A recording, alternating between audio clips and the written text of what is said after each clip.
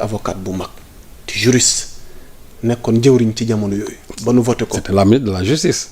Serigne Saliou ndax waxtu yu ñu toll nii elle est à l'aise. mais Aïssata ne peut pas être à l'aise xam nga parce que bi débat bi agité waatee nii déggagun ko moom. mais Aïssata dafa mel ni sax keroog dama gis assemblée nationale sax dafa mel ni dama gis mu génn. dafa gedd mel ni dama gis mu génn. waaw ma bëgg a xam nag. tey lan nga jàpp ni moo waral tey. non Aïssata. waaw Aïssata dafa dugg ci benn engrenage boo xam ne nii mënatu ci génn. xam nga nit ñi bu ñu la xamee nen ni nga ñëw associé wu nekk ci benn gouvernement boo xam finalement tu n'as plus les coups de franche parce que Aïssata dafa dem ba moom si wàllu boppam. parce que gis nga gouvernement Macky Sall boo ci nekkee. yow amatoo xalaat booy dafa joxal sa bopp. c'est-à-dire que lépp loo fa def Macky Sall moo ko bëgg ñoom ñëpp ku ci nekk loo fa def Macky Sall la ko bëgg. Macky Sall nee na la même au sein de la justice dem na ci ba amoon ay magistrats yoo xam ne ni lu mu bëgg ñoom ñu defal ko. quelqu'un sax yàlla jusqu'à me dire Macky Sall day toog ne moom xamul ay cour suprême ak xamul ay kii ay nangam moom li mu bëgg la xam donc finalement moom sa parole doit faire loi te loolu moo am.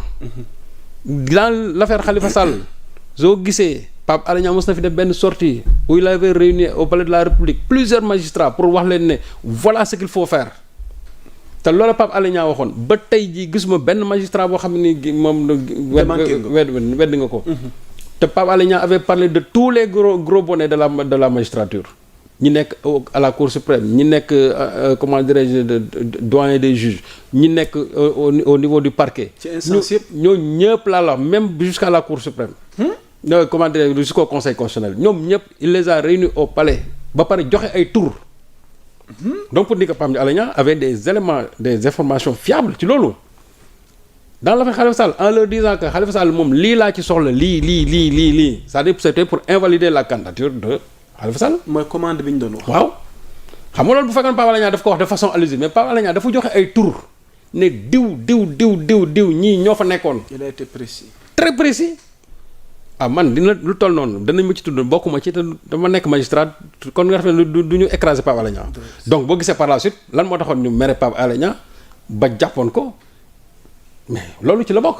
bakkanam sax kenn mënu ci. waaw loolu ci la bokk. parce que Pape Alé Niang avait fait vraiment une révélation terrible ci loolu parce que loolu c'était extrêmement grave et pourtant Macky Sall les a réunis en leur disant que lii laa bëgg. il avait fait cette commande et les gens ont fait ça. dans l'affaire Karim Wade aussi ça a toujours été comme ça.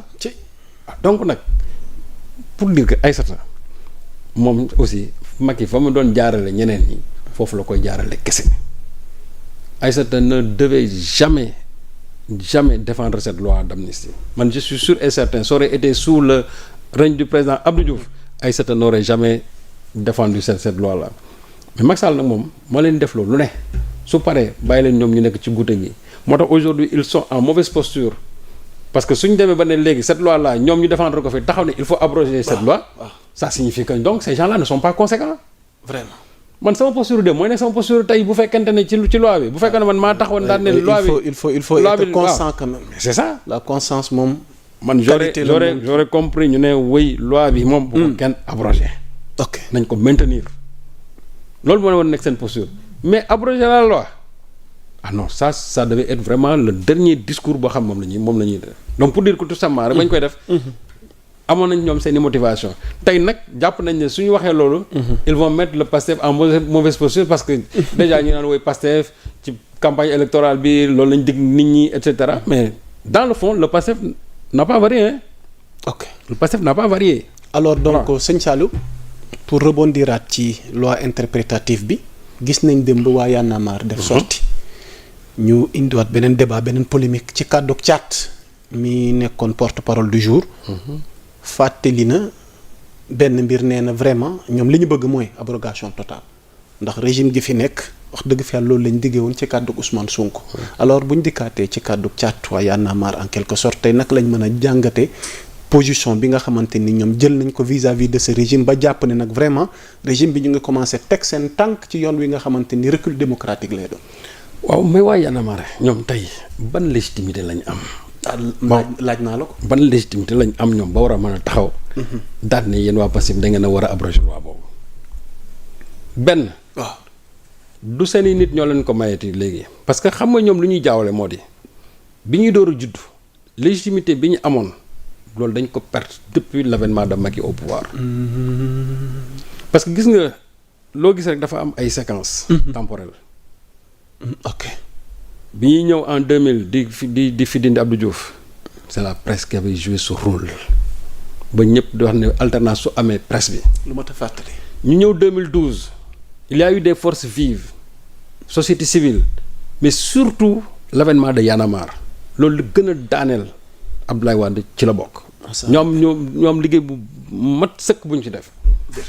mais parce que à l'époque nit ñi les gens ne se retrouvaient plus dans les partis politiques c'est-à-dire yenn xeex yi ak aussi ci yenn société civile yi au point que Y'en a marre bi ñu ñëwee avec seen discours étant des jeunes et cetera les gens se sont rabattus sur le discours de Y'en a marre loolu moo leen mayoon ñoom légitimité boobu ñu war a mën a taxaw jiite xeex bi mais ba alternance bi amee ils n'ont pas su capitaliser aussi ñoom seen existence c'est-à-dire na nga xam ne ñoom moom la ñu war a continuer taxaw. sëñ Diallo yaa ngi wax lu am solo. mais je t'assure. parce que kuréel yi bëri. lii bokk na ci li leen di lor. mais moom la xam nga dafa am phase boo xamee ni bañ ci boo ko weesoo.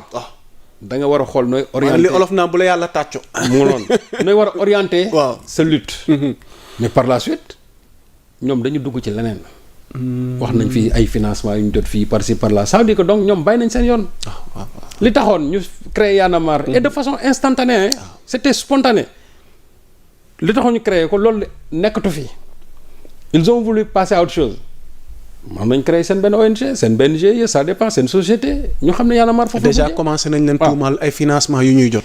mais déggoon la. waaw dina am yeneen yu si génnaat ci Y'en a marre. xaaral rek dina am yeneen yu si génnaat. pour l'instant du ma ci sori mais pour dire tout simplement parce que c'est des gens que je respecte mais dafa am loo xamante nii aussi ñun on est dans ce pays là xam nañ qui fait quoi qui ne fait pas quoi. bu ñu demee benn instant boo xamante ne ni ñoom jàpp nañ ne xeex yi fi doon am. kenn gisu leen ci woon. et d'ailleurs boo xoolee même au sein de Y'en a marre y en a qui ont pris des reculs. Fadel Barro est parti. Bon aujourd'hui Kilifeu aussi est parti. ñan ñoo fa des. Thiat moo fa des.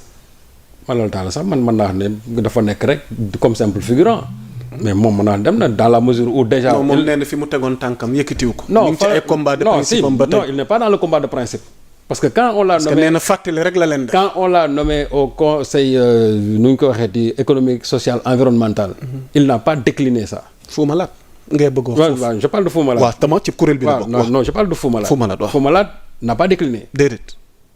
et pourtant il aurait pu décliner. ñu xam ne moom la mu nekkoon dem fa la nekk tey. waaw maintenant les autres. waaw. Aliou Sané bi ñu ko arrêté fii. da nga fay gis mouvement Y'en a marre d'envergure da nga koo gis. parce que da nga dégg ñoom ñu woote ay rassemblement pour aller libérer Aliou Sané qui a fait presque 9 mois en prison. injustement. détention des. waaw man mën naa wax ne tey la figure à travers laquelle man je me retrouve mooy Aliou Sané. parce que xam naa lu mu daj et xam naa qui il est. ndeysaan. les autres je les connais très bien mais ñoom xeexatuñu ils sont dans autre chose mais xeexatuñu bu leen tolloon noonu jour bi ñu yëkkatee ne loi bi. day am cette loi abrogatoire là day am ba mu jaral waa société civile à l'époque ku ci nekk yëkkati sa kàddu.